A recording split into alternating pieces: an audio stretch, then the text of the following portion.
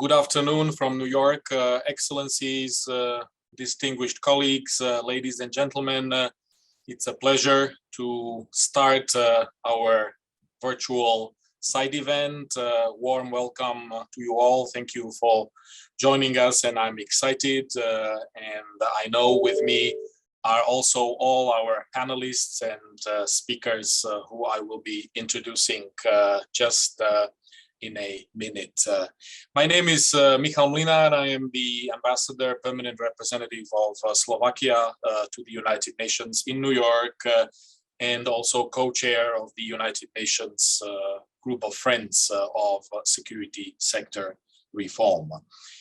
We are pleased and privileged to co-host this important side event together with our colleagues from the Geneva Center for Security Sector Governance, Picaffe. Welcome again to this high-level political forum side event on building partnerships to promote security sector reform and sustainable development, which is an extremely relevant and important nexus, not only because of the ongoing high-level political forum, but for many other reasons. This year's HLPF brings goal 17 on partnerships really to the forefront. It can be considered one of the most important goals because any progress on other goals depends on the ability of partners to work together. This holds particularly true for efforts to progress on SDG 16, which is recognized to be one of the most ambitious and also most cross-cutting, if you will, goals, but which is also of vital importance as an enabler for other goals. As such, SDG 16 possesses an intrinsic catalytic function, as it is both an outcome and an enabler of the 2030 agenda as such. Or if I put it differently, sustainable development cannot be realized without peace and security, and peace and security will be at risk without sustainable development. As we will hear today, the promotion of good security sector governance can be instrumental in supporting the achievement of SDG 16 and its targets. It is thus opportune to unpack the type of partnerships needed to better promote security sector reform as a tool of advancing progress on SDG 16 in particular, but on many other SDGs and targets as well. We have a very impressive panel to hear from today, which will bring together representatives from both the security and development communities. During the event, I would like to encourage participants to ask questions by posting them in the chat room. Time permitting, these questions will be addressed at the end of the event by our panelists. Without further ado, let me now continue with the impressive list of our speakers. First and foremost, I would like to welcome and introduce Her Excellency Ms. Ingrid Brotzkova, State Secretary of the Ministry of Foreign and European Affairs of the Slovak Republic, who is with us in New York for the ministerial segment of the HLPF. And I'm very happy to welcome her to today's event as somebody who has spent a huge part of her professional career on the same issues, on development, governance, but also on important linkages with issues such as peace and security, rule of law, and justice. She will kickstart our today's event. Without further ado, Madam State Secretary, the floor is yours. Thank you very much, Michal. Excellencies, ladies and gentlemen, a warm welcome to all of you. Really greetings from New York. To some of you, good afternoon. To some of you, good evening. But I would like to start to thank Ambassador Thomas Gurber from DCAF, the Geneva Center for Security Sector Governance, and his staff in making today possible by officially co-hosting this side event, Also, I would like to thank my very good friend and colleague, Michal Mlinar, from our permanent mission to the United Nations for moderating this event and contributing to putting this together. And finally, allow me to extend my sincere thanks to our esteemed speakers for making time to contribute to this timely and, as was said, important event.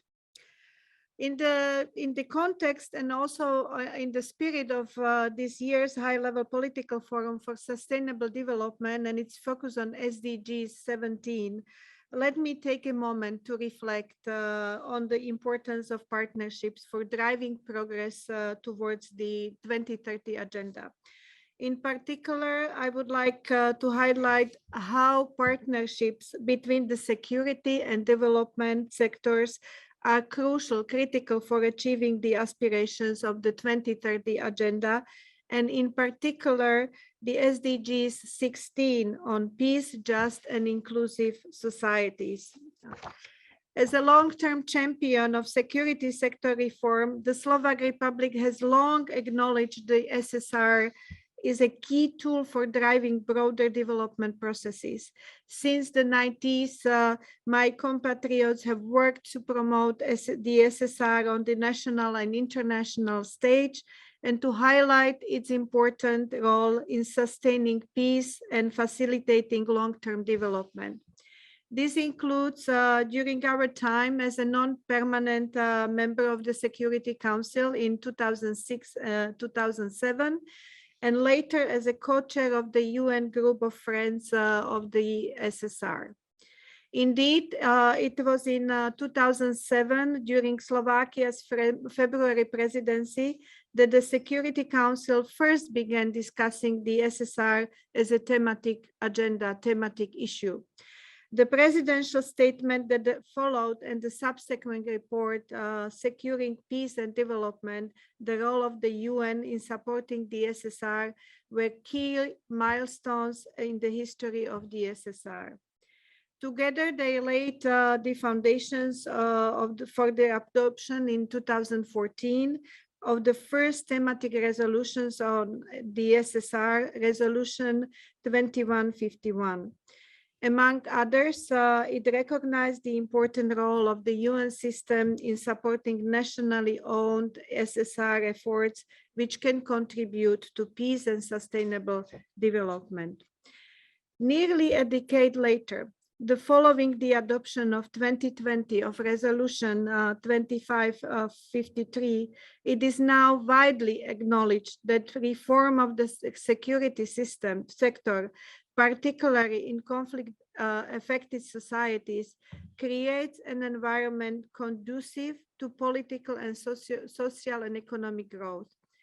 Or put that differently, there can be no peace without development, and no development without peace. It is within this context that I would like to applaud Secretary General Guterres' new and ambitious report on strengthening security sector reform, which has advanced this understanding even further. Indeed, as one of its 4 priorities, the report examines the role of the SSR in sustaining peace and facilitating sustainable development.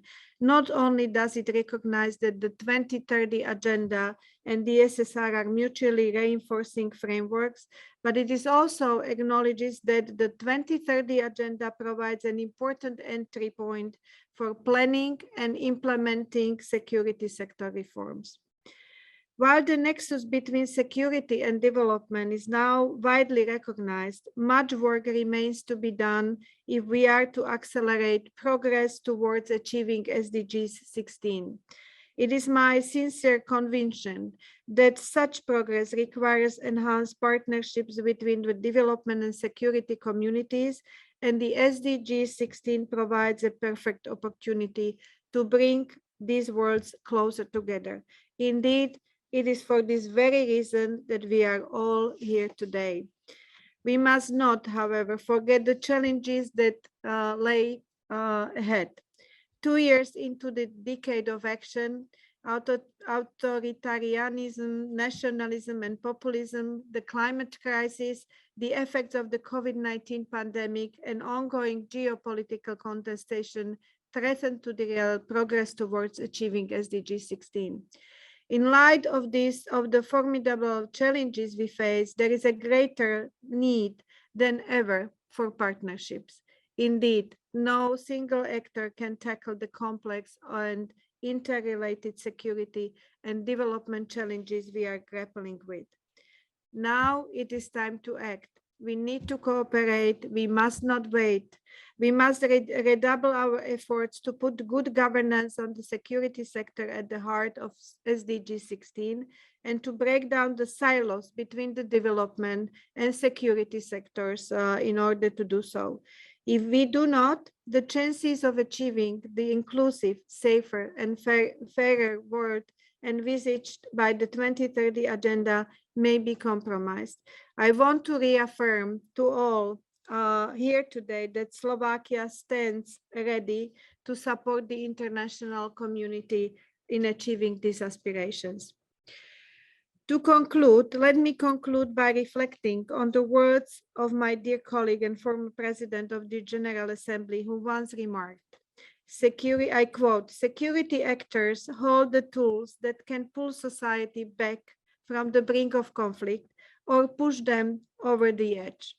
End of quote. It is my firm belief that security actors can be a force not only for peace, but for the very foundation upon which development and the 2030 agenda depends. I thank you very much, and I wish you very constructive and productive discussion. Thank you. Thank you very much, Madam State Secretary, for these inspiring and very relevant opening remarks on behalf of the government of the Slovak Republic. And let's move on to our next speaker with welcoming remarks, Ambassador Thomas Gurber, the director of Picaffe, the Geneva Center for Security Sector Governance, and our crucial partner in this endeavor today, but obviously also on a longer term basis in terms of promoting and advocating for efforts on security sector governance and reform in the United Nations context. Thomas, please, the floor is yours. Thank you very much, Michal, for this kind introduction.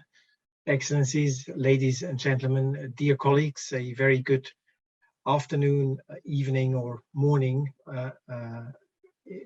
depending on the obviously time zone in which you operate. Let me first of all thank Madam State Secretary Ingrid Brotzkova very sincerely for her insightful remarks about the importance of partnerships for advancing progress towards the 2030 agenda, and in particular SDG 16. I would also like to thank the permanent mission of the Slovak Republic to the United Nations, and in particular, of course, my dear colleague, Ambassador Michal Mlinar, and his entire team for co-hosting this event with us today. Allow me also to extend my sincere thanks to our distinguished speakers for agreeing to speak at this important side event. For those who are not familiar with DCAF, the Geneva Center for Security Sector Governance, our organization works to improve the security of states and people within a framework of democratic governance, the rule of law, and respect for human rights. DCAF recognizes that a democratically run, accountable, and effective security sector is fundamental to people's livelihoods, to reducing poverty, as well as the risk of conflict, and to creating an enabling environment for sustainable development more largely. As a global leader in the field of security sector governance and reform, DCAF has long acknowledged that good security sector governance is an essential prerequisite for peace and security, particularly in fragile contexts where the risk of conflict tends to be high. If security providers are managed and overseen in a transparent and accountable manner, they can be key enablers of peace and security.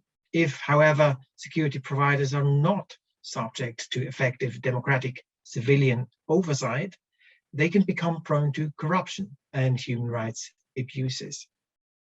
Be it through discrimination, abuse, or benign neglect, security institutions that fail to provide basic security for all of a country's population can breed political instability and undermine socio-economic development and, in the worst cases, trigger violent conflict. In his latest report on strengthening security sector reform from March 2022, and the State Secretary referred to that report earlier, UN Secretary General Antonio Guterres highlights that the principles of good governance, such as accountability and respect for human rights, are, and I quote, aligned with the targets of Sustainable Development Goal 16 and contribute to the realization of the wider 2030 Agenda for Sustainable Development, end of quote. In the same report, the Secretary General also notes that the 2030 Agenda for Sustainable Development, and again, quoting, offers an important framework for planning and implementing security sector reform tailored to the unique circumstances of each context. With the above in mind, DCAF is currently implementing an ambitious multi-year program, generously supported by the Ministry of Foreign Affairs of the Netherlands, which seeks to position security sector reform as a powerful tool for realizing SDG 16.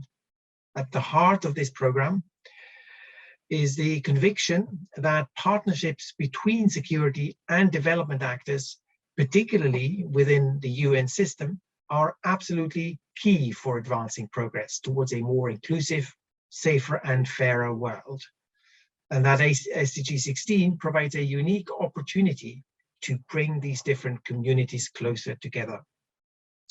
DCAF's program has three broad and mutually reinforcing objectives: to position security sector reform as a powerful policy tool for realizing SDG 16, to capacitate security sector oversight actors, including civil society, parliaments and ombuds institutions, to contribute towards achieving SDG 16, and thirdly, to develop SDG 16 specific guidance to support states in their implementation of the 2030 Agenda.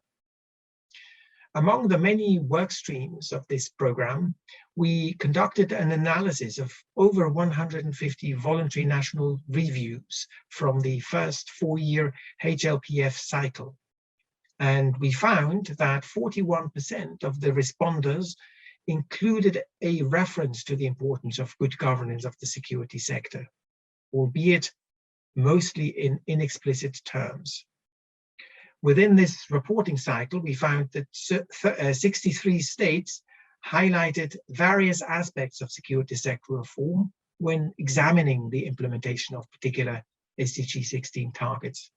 For example, and I'd just like to mention a few highlights: the training of police officers in Senegal on the prohibition of torture and ill treatment in places of detention, the efforts by Norway, for instance, to better integrate SSR into peacekeeping operations, or the establishment of an independent police complaints mechanism in Mauritius, the adoption of a national security strategy in Lebanon, or the implementation of a national action plan in Jordan to increase the participation of women in the security sector.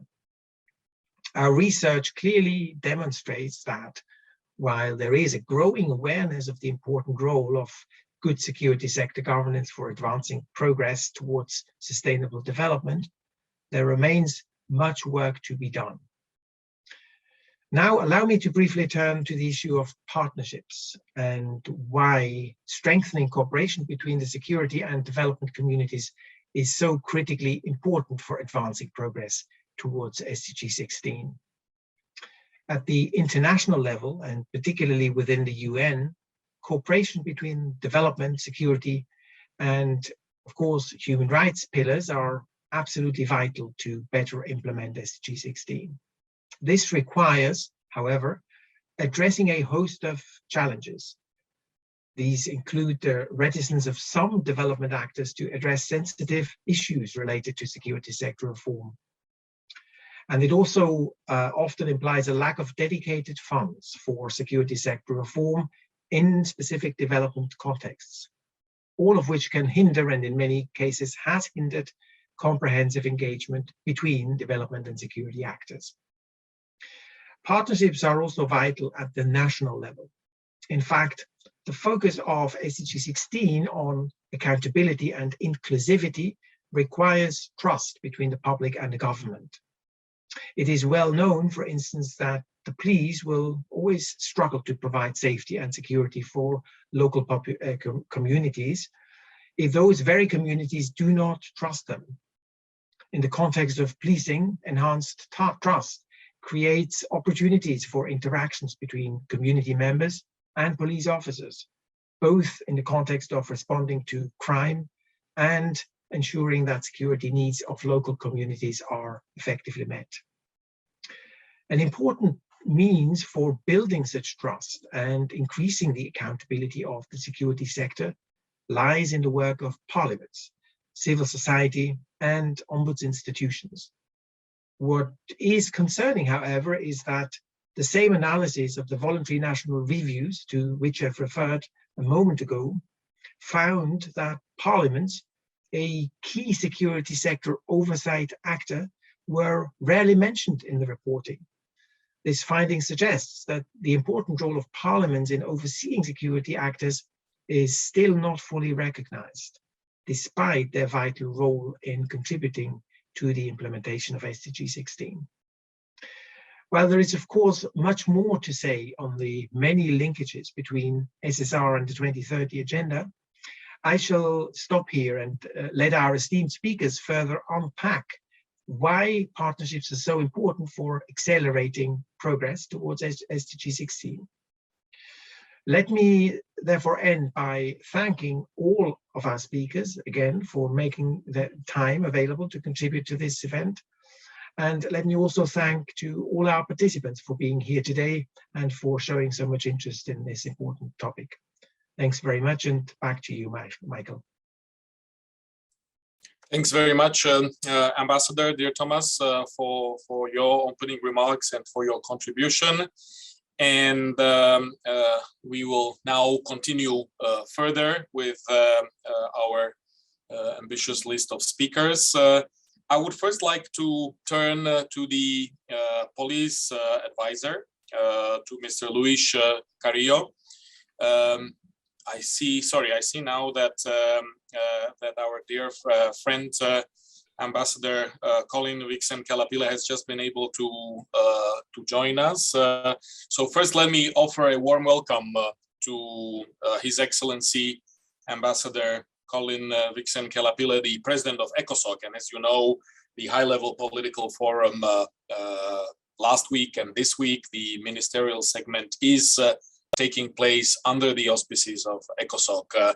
So it's great for us to have the opportunity to at least briefly hear from the president of ECOSOC himself, who has really sacrificed this important time slot from his extremely busy agenda. So thank you very much for that, dear Collen, and over to you. Thank you very much, Michael. You know, when you say I jump, for me, the only ask I would say how high. So I'm happy to be able to participate as part of this very important topic. Let me, at the outset, to really commend Slovakia and other partners for your continued leadership that you are showing in promoting the importance of security sector reforms, which is a very integral part of good governance and sustainable development. So I really commend you. You have been consistent in this, and this event once again demonstrates your commitment to security sector reform. Really, the importance of partnerships as an overarching imperative was recognized in the 2030 agenda under its key SDG 17 on the global partnership for the goals. In view of the significance of this goal number 17, and in recognition of its cross-cutting linkages to the other goals, it is therefore no accident that this goal is being reviewed every year at our high-level political forum on sustainable development. As you would all know, the 2030 Agenda for Sustainable Development, it purposely calls for several things. One area that actually is very important for this event is the language in the development agenda, which calls for enhancing the global partnership for sustainable development, complemented by multi-stakeholder partnerships that mobilize and share knowledge, expertise, technology, and financial resources to support the achievement of the Sustainable Development Goals in all countries, in particular developing countries. And secondly, the other call is encouraging and promoting effective public, private, and civil society partnerships, building on the experience and resourcing strategies of partnerships. So it is therefore really an important goal, number 17, that speaks to the means of implementation as it is commonly referred to. So for us to achieve the Sustainable Development Goals, we cannot do it without sharing knowledge, experience, technology, and the financial means to do so. Given the ambition and breadth of the 2030 Agenda, attaining the SDGs requires a whole of society approach and engaging all actors at all levels and across disciplines. Multi-stakeholder partnerships are therefore critical because if they are leveraged effectively, they can yield a positive result at large scale that is required for bigger impact. I am therefore delighted that to date, multiple partnerships have already been launched to implement the SDGs. For instance, some very essential partners are currently participating in the HLPF starting last week and this week, such as major partnerships which we see around the important goal number 4 on education. The 2030 Agenda also commits governments to work with local authorities and communities to renew and plan our cities and human settlements and personal security. So this is a very important issue of security. You can see how it plays itself even in context like in our own cities. Partnerships are therefore also critical to support security sector reform as an important tool to achieve peaceful societies and sustainable development. The importance of productive partnerships is also underlined in the new urban agenda. I'm happy that we, myself and Mikhail, have really engaged in very strong partnerships to promote this very important agenda, as we recently demonstrated by the launch of this group of friends of UN Habitat, the Sustainable Agenda, Urban Agenda, which is very important to all of us. So I was also very impressed recently during the World Urban Forum in Katowice, in Poland, to really witness firsthand myself the showcasing of true partnerships that can go a long way in transforming our cities.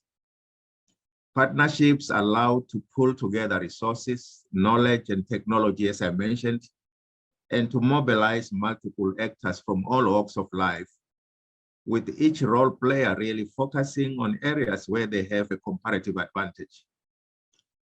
But in order to have all the impact that we need, we should really incentivize and promote partnerships. Governments should incentivize and bolster the actions of the partners, and international organizations similarly so.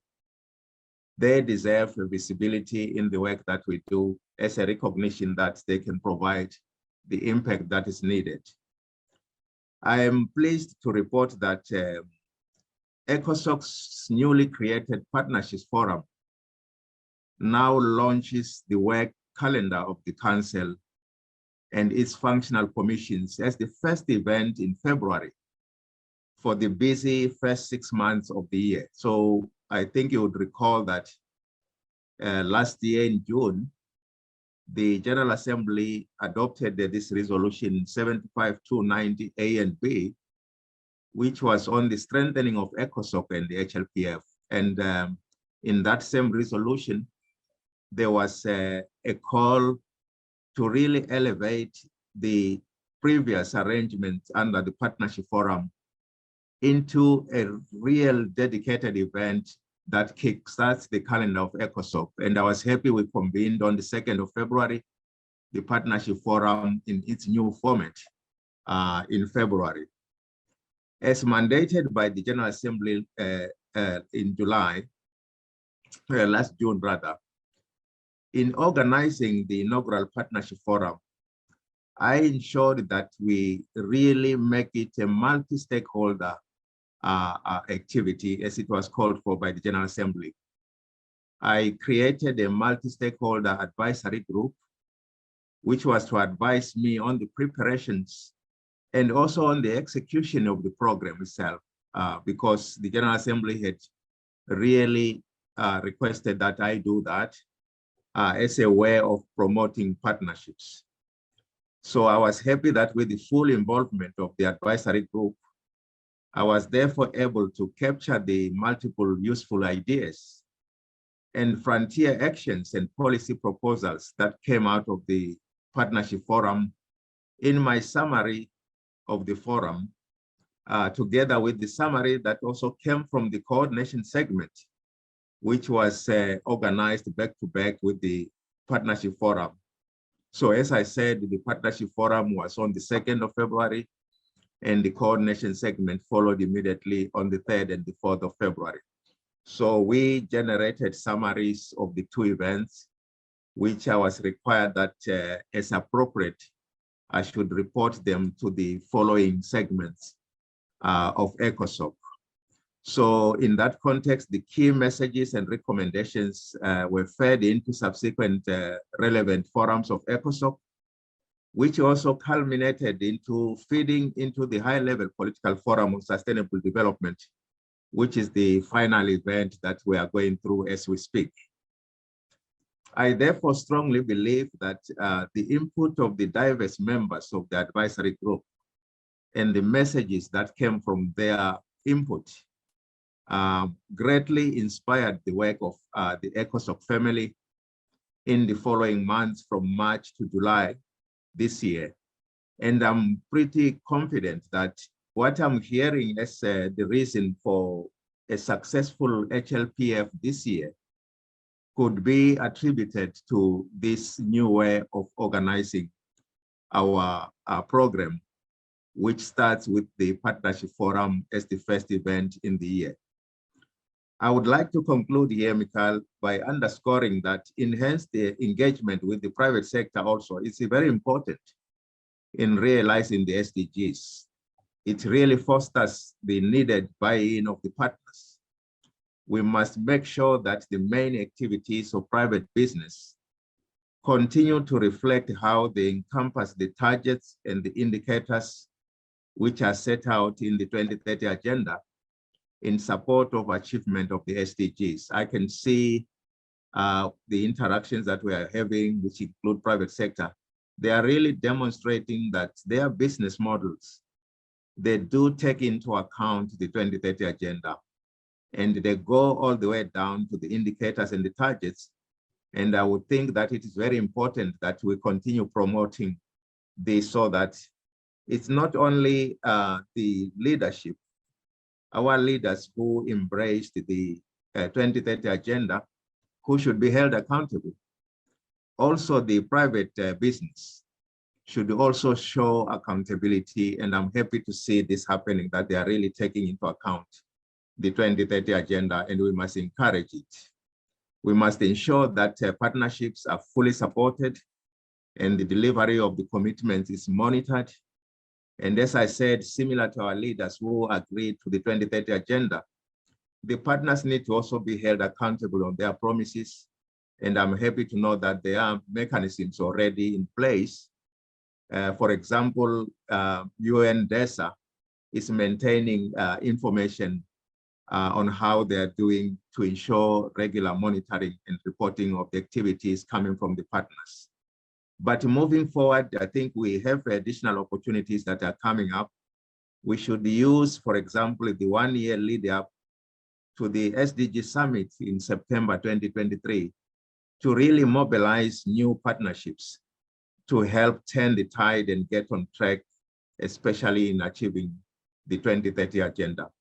I just wanted to come and really express my appreciation to you, Mikhail, and other partners for continuing the spotlight you are putting on ensuring that the security sector reform is not left behind, to ensure that the linkage that it creates to the achievement of the SDGs and to all other SDGs really, it's really recognized and anchored on the partnerships that should be the real overarching goal that we know, goal number 17, which, as I said, is reviewed annually for good reasons.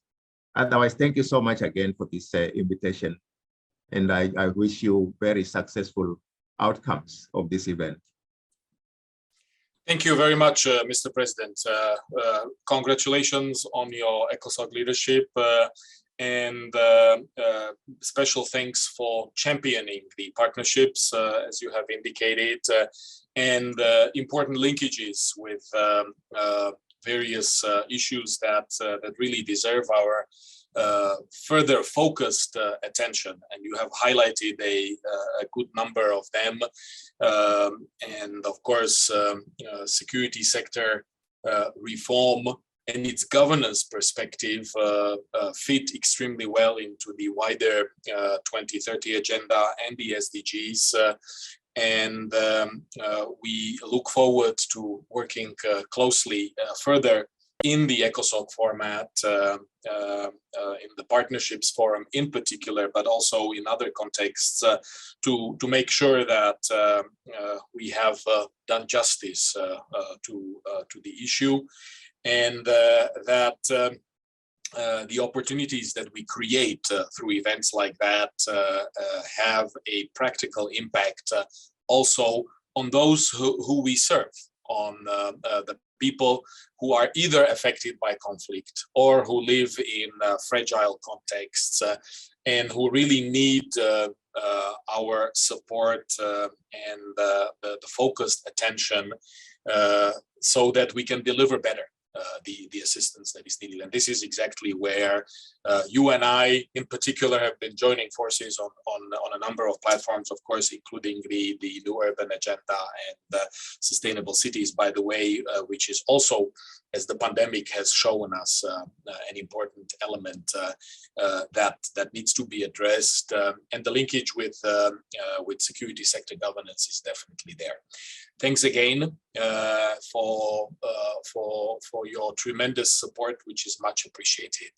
And we can now move on to our next distinguished speaker, Mr. Luis Carrillo, the police advisor and director of police division, but at the same time, officer in charge of the Office of Rule of Law and Security Institutions in the United Nations Department of Peace Operations, who will speak today also on behalf of our important partner and colleague, Assistant Secretary General for Rule of Law and Security Institutions, Mr.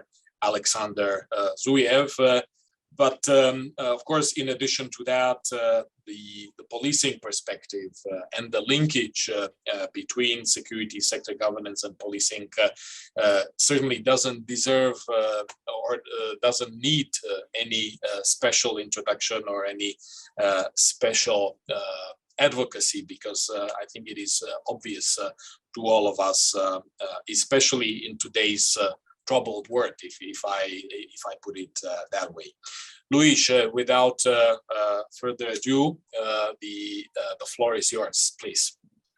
No, thank you very much, Excellencies, and of course, Excellency Ambassador Michael Mlinar, Ambassador Thomas Gurber, Excellency also, the President of ECOSOC, Excellency Ambassador, the State Secretary, my Excellencies and the esteemed panelists, ladies and gentlemen, all protocol observed. It is really a pleasure to join you today for this important event as the United Nations Police Advisor and also on behalf of Assistant Secretary General Alexander Zuev. Before I go into the subject at hand, allow me to thank the permanent mission of Slovak Republic and the Geneva Center for Security Sector Governance, as well as, of course, Ambassador Mlinar personally, for organizing this timely discussion and for your tireless support to the work of the United Nations in security sector reform and governance. In its landmark resolution on the 2030 Agenda, the General Assembly recognized the undeniable linkages between security and development by reflecting that sustainable development cannot be realized without peace and security. And peace and security will be at risk without sustainable development. United Nations engagement on SSR is, therefore, guided by the conviction that effective and inclusive security institutions that respect human rights and rule of law are a cornerstone of international peace, security, and sustainable development. Well-functioning and accountable security and justice institutions enable everyone to live free from fear. And it is in this enabling environment that sustainable peace and development can truly flourish. More recently, in his new report on SSR, released early this year, the Secretary General affirmed that the principles of security sector reform and governance contribute to the realization of the wider 2030 Agenda for Sustainable Development. Indeed, SSR is relevant to many of the Sustainable Development Goals, not just Goal 16 on peace, justice, and strong institutions, but also Goal 3 on good health and well-being, Goal 5 on gender equality, Goal 11 on sustainable cities and communities, and Goal 13 on climate action. For example, with regard to the SDG 5, increasing the participation of women in the security sector, including in leadership roles, lies at the core of the United Nations efforts to promote sustainable peace and development. The Secretary General also recently noted that, and I quote, 2030 Agenda offers an important framework for planning and implementing security sector reforms tailored to the unique circumstances of each context and able to respond to complex and emerging challenges. End of quote. Indeed, effective responses to these challenges requires greater collaboration, cooperation, and collective action. In this respect, and as the Ambassador Mlinar just said, in line with the SDG 17, the Secretary General recent report on SSR stressed the importance of partnerships at the national, regional, and international levels. This includes the United Nations work on the ground with civil society groups, women, and youth to ensure that international assistance leads to nationally owned solutions for domestic security and development issues. The Secretary General's report also stressed that the importance of partnerships with a range of multilateral organizations. I would like to take a few moments to reflect on our groundbreaking work with the World Bank. Not only it is a good example on how the United Nations SSR community has sought to respond to the SDGs 17 goals for partnership on development goals, this collaboration also demonstrates how new and diverse partnerships can promote SSR and sustainable development and deliver impact for all. Sustainable financing is a linchpin in the security development nexus, and the United Nations and the World Bank have now jointly supported public expenditure reviews of the security and justice sectors in 5 countries: the Central African Republic, Gambia, Guinea-Bissau, Liberia, and Somalia. These reviews represent vital analytical and planning exercises which have successfully informed national security planning, including the Liberia UNMIL Security Transition Plan and a security sector assessment in Gambia. The Security Council has highlighted in its resolution 2553 the important role that these reviews play in enhancing security sector governance and institutional reform in these countries. And our work together continues. Currently, we are collaborating with leading research institutes on a joint program at the intersection of security and development entitled Advancing Policy Tools for Sustainable SSR, which is funded by the Humanitarian Development Peacebuilding and Partnership Facility. The program is developing several groundbreaking policy tools to strengthen UN World Bank assistance to nationally led institutions and justice sector public expenditure reviews, which in turn will have a significant impact on national security and development. Before closing, I would like to reflect on the Secretary General's call to address the raging 5-alarm global fire.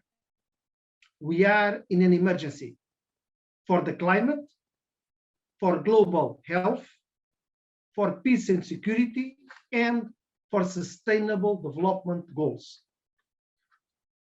As a police commissioner, I know that successfully responding to an emergency requires both concerted action among frontline responders and partners and effective tools. In this respect, I am confident that our work with each of you, as well as our national counterparts and multilateral friends, using the powerful tools of SSR and governance, will help extinguish the flames of current crisis and, in doing so, foster security and sustainable development for all. Once again, thank you.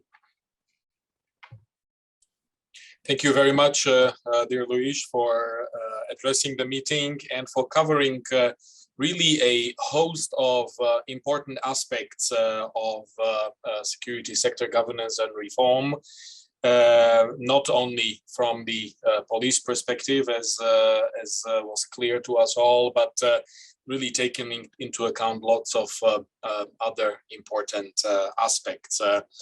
Let me now turn to another important actor in the UN context of security sector governance and reform. And obviously, those of you who are involved and knowledgeable in this area know that I'm referring to UNDP, because it is actually not only OROLC and the Department of Peace Operations, but it is also UNDP that together have been co-chairing the task force within the UN Secretariat for security sector reform. And we have always been holding both of them accountable to the important promise of coherence, coordination, and complementarity. So, of course, the picture would not be complete, especially as regards the linkage between SSR and development without an important contribution of the UNDP, which obviously represents the wider development context. So I would like to now give the floor to our colleague and friend, Mr. George Conway, Deputy Director of UNDP Crisis Bureau. George, please. Thank you very much. Excellencies, ambassadors, colleagues, good day. And a tremendous thanks to the organizers for convening this side event and inviting us to participate and to share our experience and perspectives. Let me start by acknowledging with deep appreciation the excellent cooperation that we have had with the permanent mission for the Slovak Republic to the UN, and together with DCAF and others have said, your enduring efforts to keep security sector governance and reform very high on our collective agenda. It's very much appreciated. Your leadership is very much appreciated. UNDP, we are strongly committed to integrating widely accepted international principles of good security governance, aligned with the indicators for SDG 16, when providing support and technical assistance related to SSR, and doing so in full partnership with actors across the UN system, across pillars and beyond, and very much from a governance and capacity building perspective in terms of our engagement and support with national and local actors. The 2030 agenda and our broader commitments to sustaining peace do make clear that our reform efforts really need to be people-focused, rights-based, and premised on accountability systems. Our commitment to integrating people-centered security programming is outlined in our new corporate strategic plan and the next phase of UNDP's global program on rule of law and human rights, both of which have been launched earlier this year.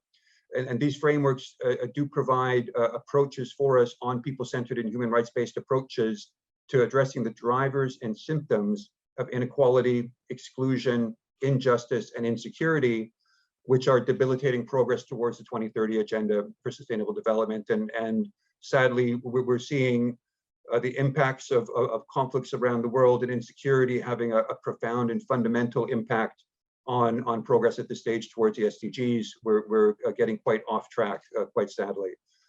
There is a need to address at community level the medium and longer term security needs of citizens and community members, developing localized solutions and critically supporting civil society, whilst at the same time we work directly with security and justice institution at the national level to apply people-centered approaches, especially in conflict, post-conflict, and fragile areas.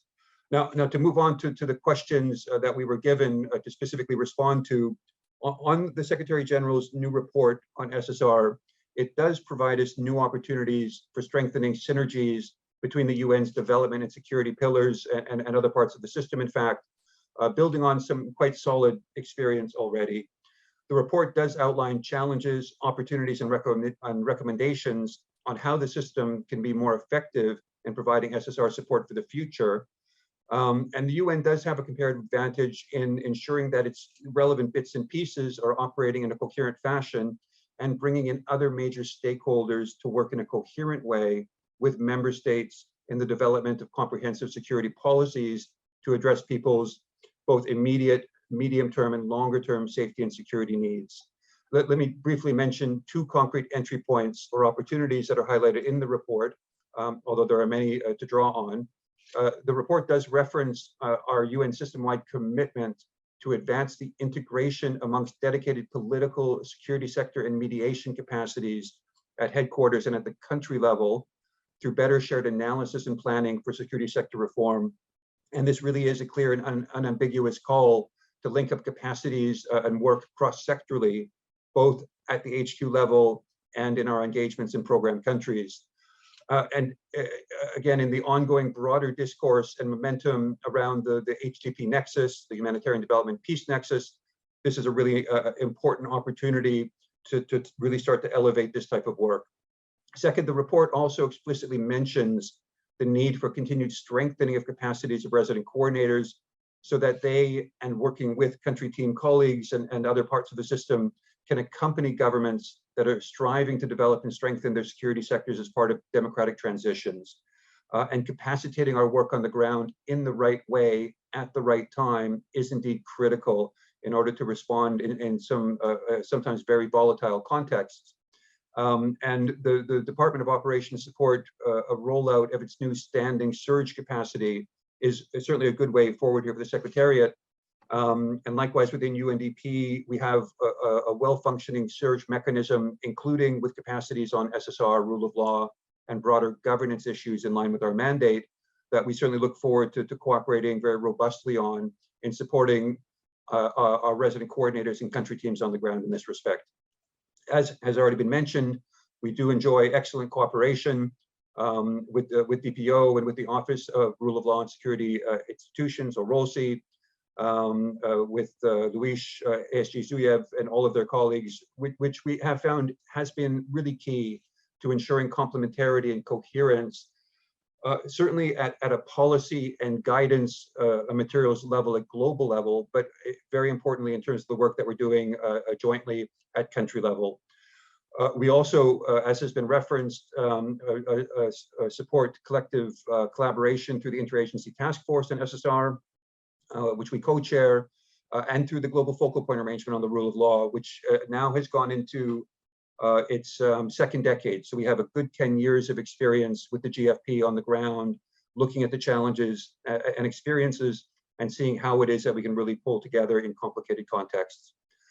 The UN Task Force in SSR is already working at technical level on the way forward to implement the recommendations of the SG's next report.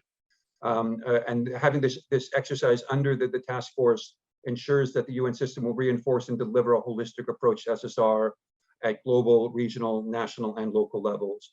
So we really do appreciate the collective engagements there. We do need, as we're moving forward though, on integrated programming, and use this new opportunity to ensure that human rights-based and people-centered approaches to SSR are really a fundamental part of our collective engagements, so that governments can provide the types of inclusive and sustainable solutions that build strong partnerships between institutions and the people. As the SG report, it says, and as is reflected likewise in the common agenda, the UN common agenda, quote, we need to look at SSR as part of the solution to rebuild trust and strengthen the social contract between governments and societies. Now, coming to the end of my comments, just a question on the issue of partnerships needed between security and development pillars to better support security sector governance. UNDP does have a mandate at both global levels and country team levels on SDG integration and ensuring that the SDGs are well integrated into our broader engagements and work. And this is certainly an approach that we are integrating into our work with the UN's peace and security pillar and our work on security sector governance and reform. We will, work with partners to deliver this through collective dialogues, exchanges, and negotiations to ensure that our collective support to national policies and reforms in SSR really do meet people's needs, respond to their specific development priorities, and are rolled out in integrated ways that ensure SDGs 16 and 17 really have meaningful application in all of our programming contexts. And an important part of this to note is on collaborations around building the evidence base for national authorities to analyze data and better respond to insecurity through information analysis systems at national and local levels, And our collective partnerships are a key aspect here, with many actors doing work on very specific areas. We are doing some work of this nature in Guatemala and El Salvador, for example. This evidence-based approach is also used to monitor and evaluate the implementation of national justice and security reform plans and to track their progress, including on rule of law indicators under SDG 16. And we have good examples of this work being done under the rubric of the GFP in Somalia right now. We do support efforts to facilitate dialogue amongst local actors to address the sources of conflict and to foster social cohesion, including through community-led initiatives in countries such as Lebanon, Bangladesh, and Syria, and in transforming local security structures, including police, to meet the real needs for security defined by local populations, work being done in Pakistan and Tunisia, for example. We've also supported the transformation of Lebanon's municipal police into a human rights-centered service for the communities, engaged in more than 200 municipalities across the country, with the core idea being to create municipal police that are from the people and at the service of the people. And lastly, for a comprehensive approach in furtherance of the SDGs to really be meaningful, we do need to collectively tackle the issue of gender in relation to the security sector.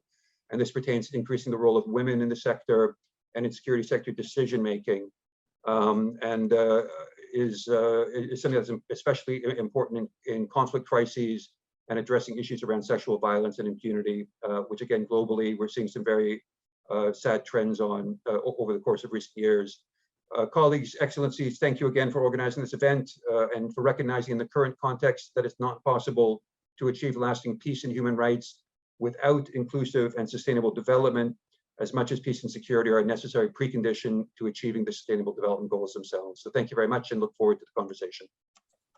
Thanks very much, dear George, for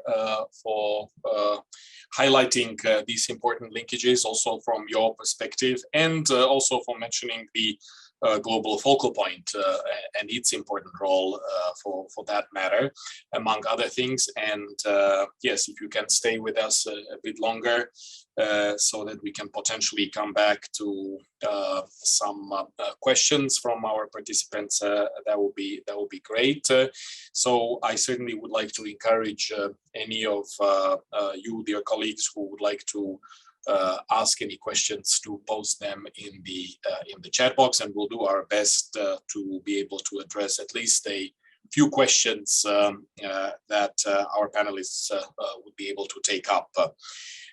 I would like to now invite our next speaker, Dr. Mary Kimari, Assistant Director and Advisor to the Chairperson of the Commission of Administrative Justice of Kenya, who works with and for the Ombudsperson in Kenya, and who will address the importance of ombuds institutions in contributing to implementing SDG 16.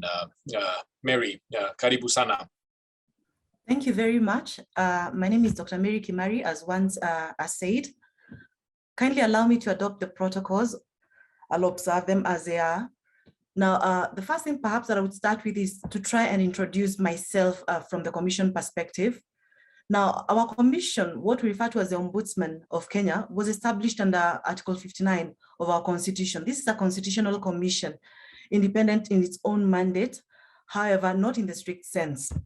Now, our mandate as a commission is twofold, and it extends to both national and county governments. And we enforce administrative justice in the public sector by addressing maladministration through various aspects. We can talk about complaints handling and alternative dispute resolution.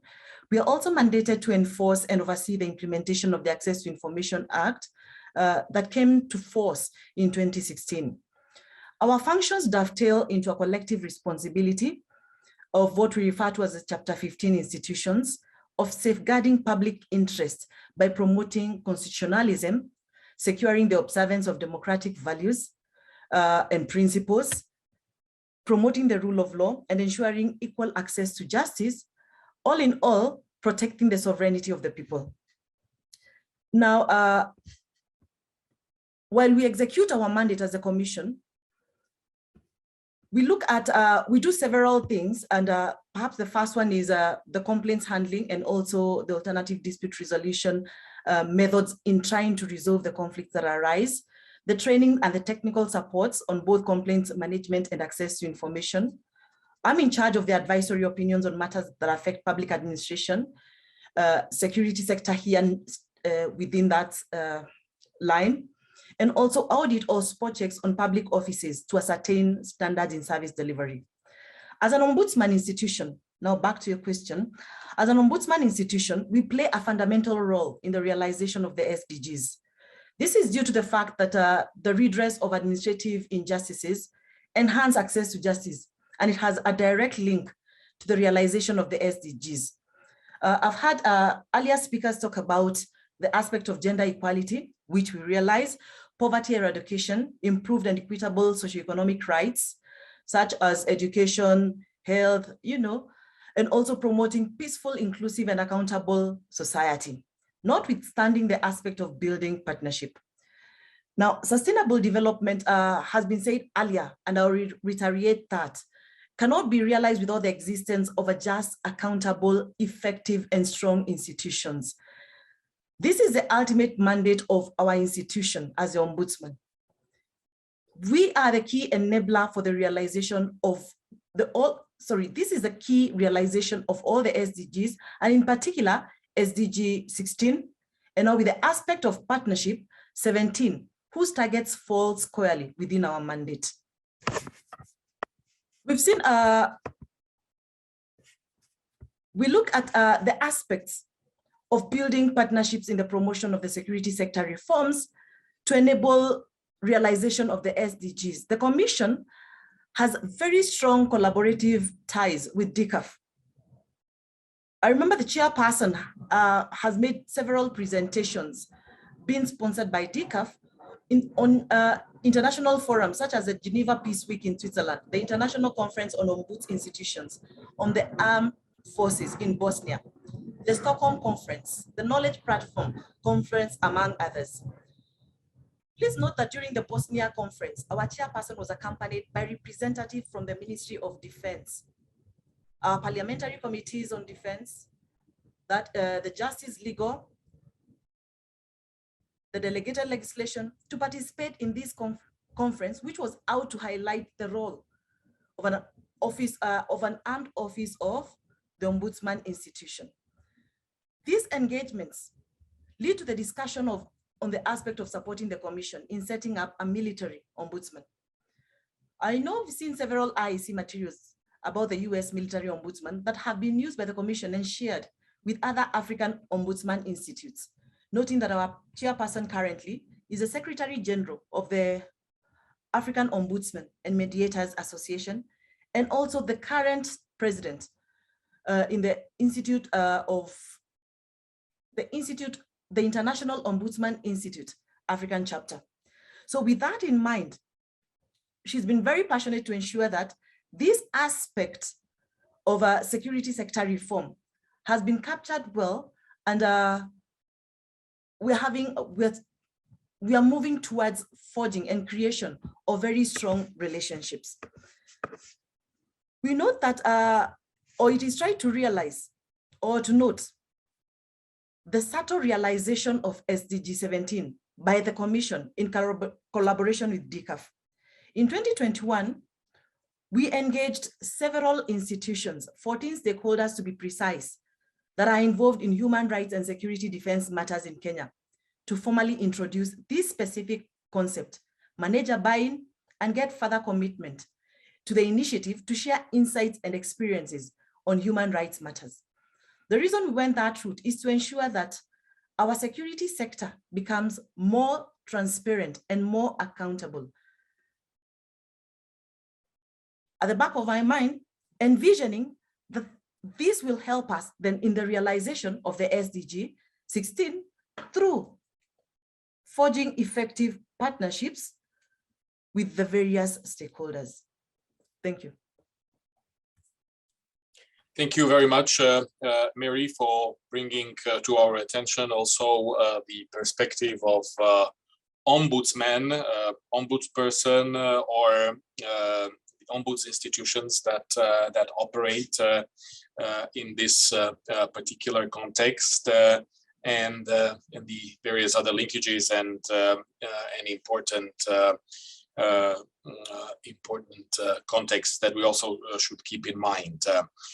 Let me now move on to our next distinguished speaker, Mr. Walid Alem, who has served as advisor to the permanent observer of the African Union to the United Nations, and who will address the meeting also on behalf of the permanent observer, Ambassador Fatima Kyari Mohammed, who has been working very closely with us on a number of issues related to security sector governance and reform, in particular, obviously, in the African context and in the context of important partnership that UN and African Union have, but other partnerships whereby member states are able to specifically support efforts related to SSGR, in particular in the African context and African continent. So Walid, please, over to you. Thank you, Excellency. Excellency, Madam State Secretary of the Ministry of Foreign and European Affairs of the Slovak Republic, Excellencies, Ambassadors and UN representatives, distinguished Director of the Geneva Center for Security Sector Governance, DCAF, Excellency, ladies and gentlemen. Today's meeting is yet another opportunity for us to share different perspectives regarding the SSR and how we can work towards the progress for the realization of the SDGs.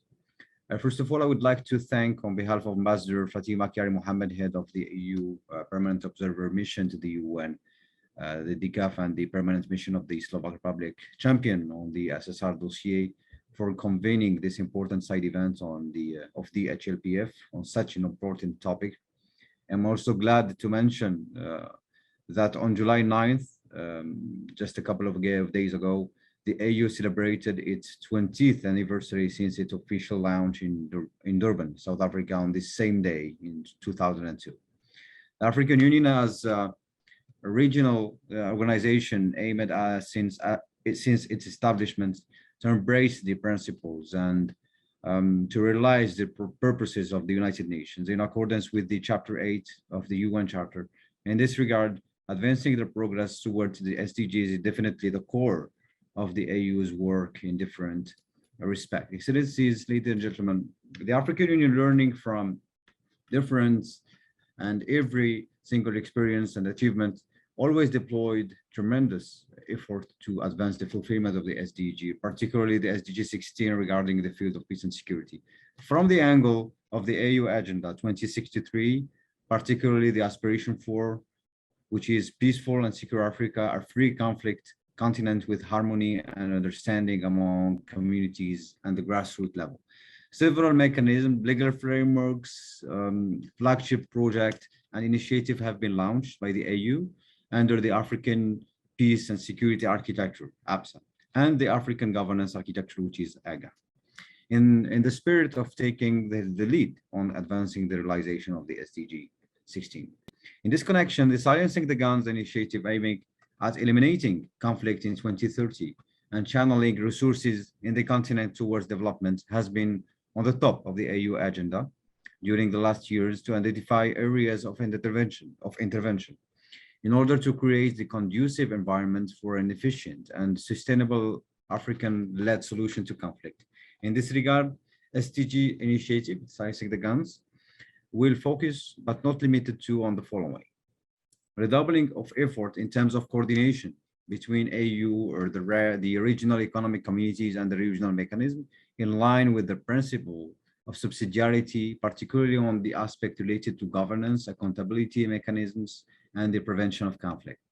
Enhancing the role of women and youth in the field of peace and security by considering them as actors rather than recipients. On that aspect, the AU is striving for the inclusion of provisions on the peace agreements to guarantee the involvement of women and youth in the peace processes. Tackling the roots of conflict through the promotion of sustainable development as a comprehensive solution. Development approach needs to lay the foundations for a sustainable peace. Supporting AU member state emerging from conflict and crisis in conducting security sector reform and demobilization, disarmament and reintegration processes, SSR and DDR respectively, to avoid any relapse into new conflict cycles. Constituting a solid database on the illegal circulation of arms, ammunition inflows, and cross-border flows. An important work on the ground through cross-border cooperation is required in this regard, with the support of the relevant partners in terms of good practices sharing and capacity building. Declaring the month of September of each year until 2030 as Africa Amnesty Month for the surrender and collection of illegally owned weapons and arms, involving the civil society in the promotion of AU efforts, and particularly the Africa Amnesty Month, as well as good governance and democracy values. In addition to these elements, the AU is working toward the development of the Continental Early Warning System as one of the APSA pillars to promote it at the continental, sub-regional, and national levels from the prevention window, relying on the full cooperation of member states for its success. The objective is, in fine, to confer to the AU the ability of having the information at an early stage to propose the most suitable solutions. Also, from the prevention perspective, the AU is working towards strengthening the good offices, mediation, and prevention diplomacy through the nomination of mediators in countries experiencing conflict situations and the revitalization of the panel of the wise.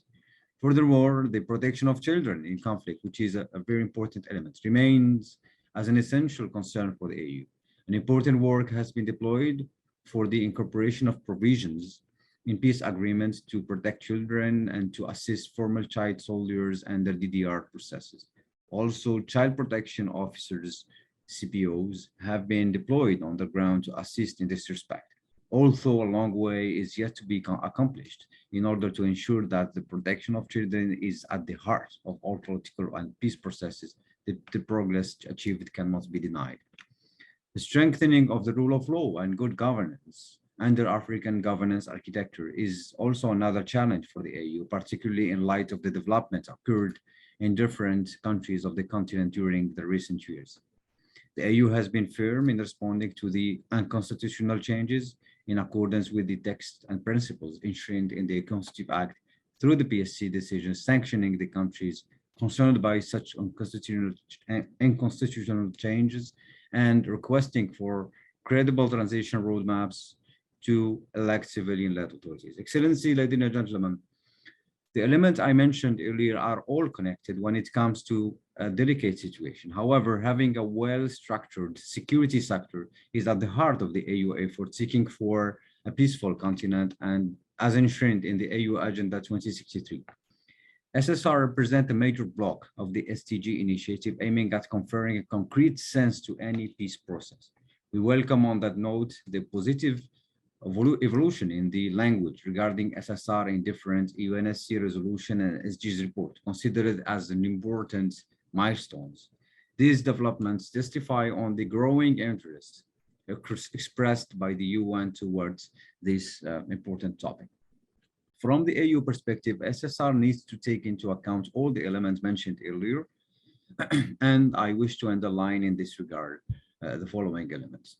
The AU policy on SSR emanates from the recognition of the continuing gap between existing approaches to SSR and deficit in the delivery and governance of security in many AU member states. The AU, before adopting the SSR policy, already developed broad principles as elaborated in some key instruments like the Constitutive Act of the AU, the protocol creating the PSC, and the PCRD policy, to mention only these.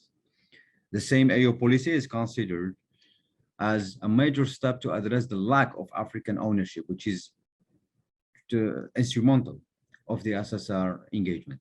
Also, the AU recognizes, for the sake of continued support, the need for SSR to be subject for regular institutional review every 10 years. The AU strongly believes that the SSR should be part of a comprehensive reform effort and an essential element of the conflict prevention, peacemaking, early recovery, peace building, and sustainable development agendas. Any engagement of the AU in supporting national SSR efforts will have to come on a basis of a request from the concerned national authorities addressed to the PSC, and the latter recommends the way forward to the AU Assembly. We have many examples of member states of the AU who requested for such support in terms of SSR, Gambia, Lesotho, Mali, and Chad, where security experts and consultants have been deployed to assist these countries in assessing their national needs and developing their own SSR vision. Regarding the principles governing the AU's engagement in terms of SSR, the UN norms and principles represent certainly a reference. However, the proper nature of the African continent requires unique and adequate norms and principles. In fact, the principles marking the AU policy on SSR could be summarized in some points that I can mention. African solidarity and African partnerships through the encouragement of SSR support among the African countries under the AU policy norms. Regional integration, since an effective security sector is essential for regional integration under the Memorandum on Cooperation in the area of peace and security between the AU, the regional economic communities, and the regional mechanisms, making these regional frameworks the building blocks of the APSA. National ownership, national responsibility, and national commitment, meaning that if SSR has to be nationally developed and conducted, the national authorities have also the responsibilities and the need to commit some national resources to the process. Such step will lay foundation for the trust relations between the national authorities and international partners, but also with regard to the population. Primacy of the national vision in defining the nature of the SSR and the nature of the external support. The SSR will be context specific and needs to be designed in accordance with the unique histories and cultures of each national context while conforming to the rule of law and international obligations. Related to this same principle, SSR needs to integrate under its large approach, where appropriate, the role of the informal and customary security providers and traditional justice actors. And here we are talking about something proper to the African continent. This integration implies the conformity of the rule of law and the state authority. This SSR has to be also part of a broader democratization and reform process and need to be integrated as early as possible in the peace process. Here we have many examples where the SSR have a key role in the architecture of the peace process. So we can mention South Sudan, for example. We are witnessing how the implementation of the peace process is facing some serious challenges, especially regarding the Chapter 2 of the peace agreements related to the security arrangement. The SSR needs to adhere to the norms of and values of the basic good governance principles, including accountability and transparency, as well as the respect for human rights, which is also instrumental to gain the trust of the population. Here we can quote what has been mentioned in the report of the Security Secretary General, of March 2022, where it is clearly mentioned that demonstrable human rights compliance is a key indicator of the professionalism of security forces and the exercise of responsible command. Without that, security sector will not gain the trust of the populations. End of quote. Gender equality and women's empowerment as enshrined in the AU relevant instrument and UN resolutions is also very important to take into consideration, as mentioned earlier by distinguished panelists. Excellencies, ladies and gentlemen, partnerships are essential for the success of our common vision, and for that end, we need to build on the achievement realized on the ground while keeping in mind the challenges we still have. Initiatives like the EU capacity building program, as well as the UN group of friends for SSR, could be strengthened and promoted more. The partnerships we could define need to tackle two main issues: the financing of SSR from the perspective of development security nexus under the SDG 17 and the coordination of efforts deployed by several partners. For the funding, the recommendation made in 2018 during the high-level roundtable on SSR to include in the peace agreements the economic implications of the terms agreed to, including those related to SSR, remains valid and relevant in order to provide sustainable and predictable funding for SSR. Regarding the coordination between all actors deployed on the ground, it has to begin at the early stages to deliver in a coherent and coordinated manner in line with the national priorities. We could come back on some additional element during the discussions if needed, Excellencies. I thank you.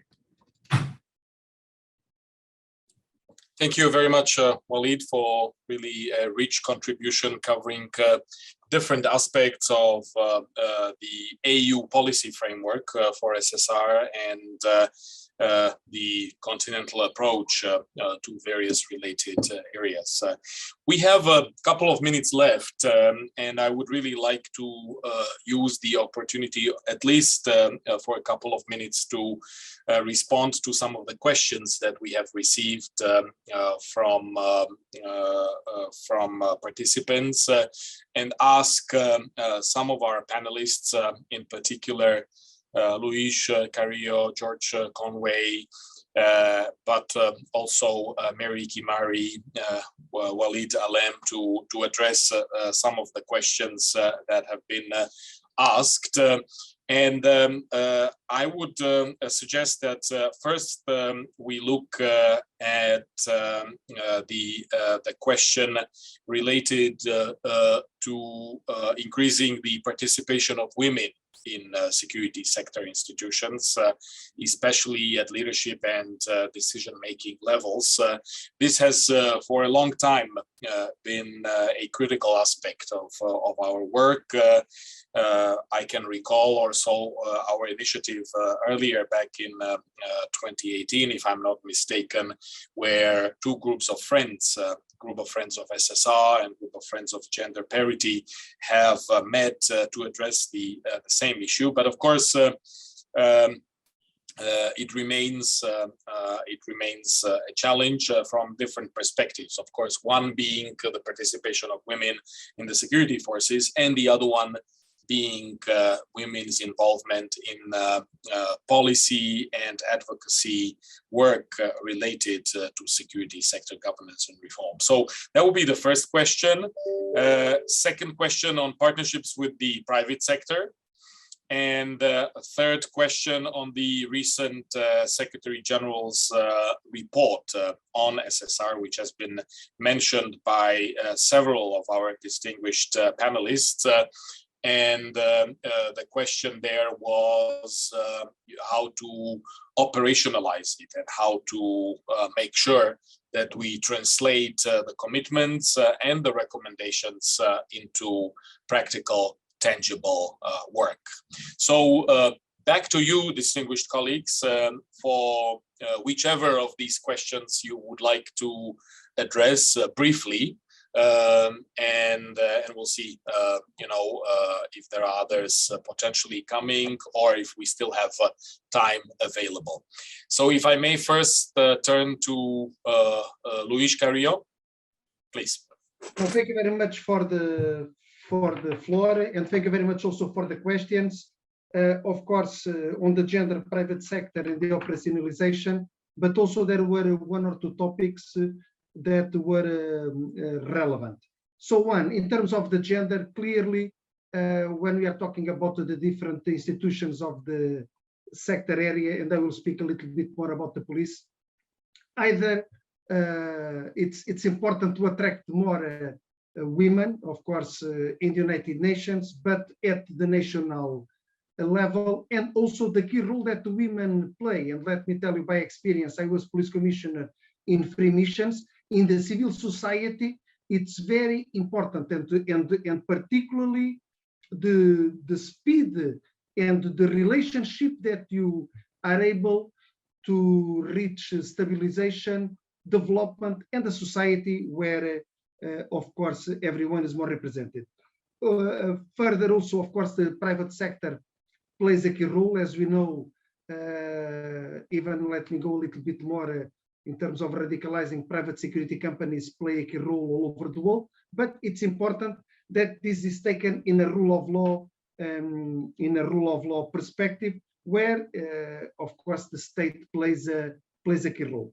In terms of the operationalization, of course, it's important that there is a roadmap, and as I had the chance to say, it's a very good pack, but it's important now that to be properly resourced, and I believe that in partnership, dear Ambassador Mikhail Mlinar, you said it very well in the beginning, partnership, it's very important. Now, just very telegraphic, one, to Fatoumata Diallo, in terms of one of the questions that was made, the SSR or how can I say, the role that the peacekeeping or the role that the SSR can play in the countries is always in respect, first for the primacy of politics, for the national ownership of the processes, and to have sustainable solutions.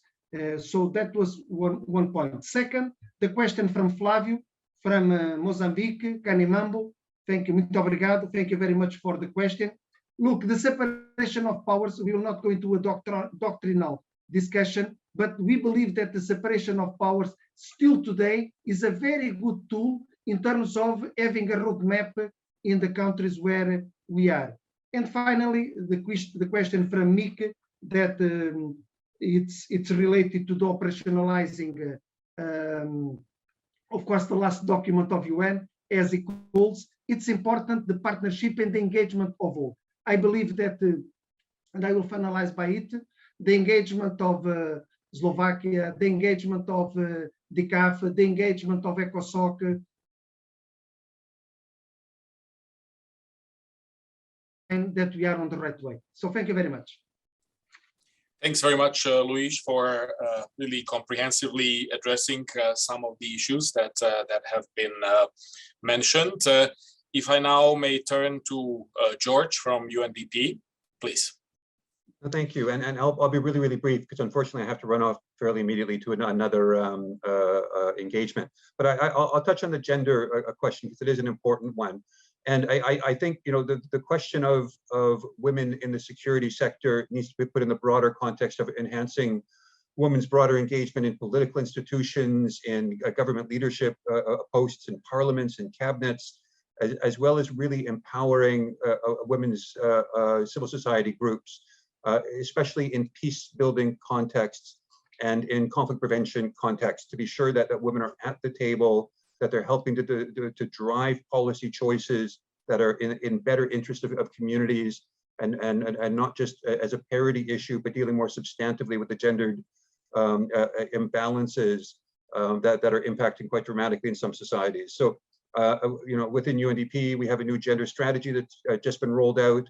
It does include aspects around increasing the participation of women in all of these leadership structures. And we look forward to applying that more broadly across this collective work on security sector governance and reform as well. And unfortunately, I'll just leave my comment on that specific question, because that's the one that I think really needed elevation. Over. Yes, yes. Thanks very much, George. Very much appreciated. And please feel free to disconnect if you need to run. We have run slightly above the time limit, but we'll just finish addressing some of the questions. Thank you. Mary Kimari, would you like to come back on any of the elements that we have mentioned? Yes, thank you. Perhaps I can just look on the aspect of gender. Now, the issue of gender mainstreaming and its relations with this SSR, we all know, finds its full expression in the United Nations Security Council Resolution 1325 on women and security, which highlighted the interdependence of gender equality, the peace building, and the security aspect. Then gender discrimination, just like any other form of non-inclusiveness, is likely to undermine the development and the efforts to fight violence against marginalized people, that is the women, the men, the boys, and the girls. This is therefore a growing, there's therefore a growing recognition that SSR should meet the different security needs of men, women, boys, and girls for increased effectiveness and accountability of the security institutions. Notably, I would say that since 1993, the government of Kenya started an extensive SSR process targeting its security institutions, specifically the police service. And we noted that the main objective was to ensure that the process resulted in enhanced security governance, accountability, effectiveness, and national ownership. However, we know that several challenges arose on the same, and we still urge that more efforts can be fixed on this specific area to ensure that we have gender mainstreaming in the security sector. Thank you. Thanks very much, Mary. Much appreciated. Asante sana. Can I turn also to Walid? Would you like to address any of the issues that have been mentioned?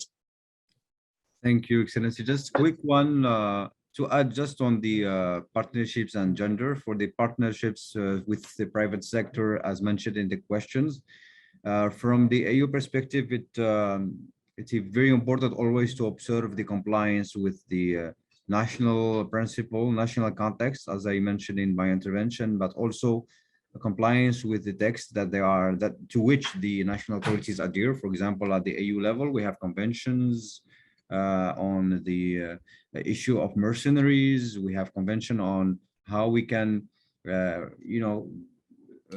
be guided in a very right way regarding the SSR processes. So since we have compliance with this text, I think that any added value from all nature of partnerships could be welcome. From the gender issue, we believe that this issue has to be aborted from a very broad perspective, as mentioned earlier. From the very early stages of negotiating any peace agreement, any document which will govern, for example, a transition situation in a country experiencing difficult phases, since we have these sources in the peace agreements tackling the issue of gender parity and women representation, the SSR process will be just the result of what we have like provisions guaranteeing the representation of women in the fundamental text. So the negotiation and the drafting of the fundamental text for the countries experiencing transitional periods or passing through difficult phases is instrumental to ensure that this question is tackled from the source. Thank you. Thanks very much, Walid, for mentioning specifically also the peace processes and the underlying peace contexts and the participation of women thereby. Much appreciated. I would also like to turn to Ambassador Thomas Gurber, the Picaffe director, in case he would like to react to any of the questions or add anything else that might be part of his reflection before concluding. Well, thank you very much, Michael. Maybe just on 2 points which were mentioned in the chat box. One, on Afghanistan, has DCAF made any experiences regarding Afghanistan and the fact that the Taliban have been supported with a lot of illicit, as it says, arms? The answer is no. DCAF has not had any operational profile in Afghanistan, but what we have done is we have tried to facilitate a discussion among international partners who have been involved in Afghanistan to find out what their main lessons learned from this experience has been, and how it could be that all the principles underpinning security sector reform related inventions have quite significantly been ignored or inappropriately addressed, so as to learn for other contexts ahead. And then just more broadly, in terms of proliferation of arms, or transfers of arms to certain actors in certain partner countries, what we have, of course, seen in the last few years, and every year it's being confirmed by statistics, is that the global military expenditure figures have gone up, and they don't stop going up, and they will continue to go up, not least in light of the more recent experiences in Ukraine, of course. And what we have consistently called for at Picaffe is to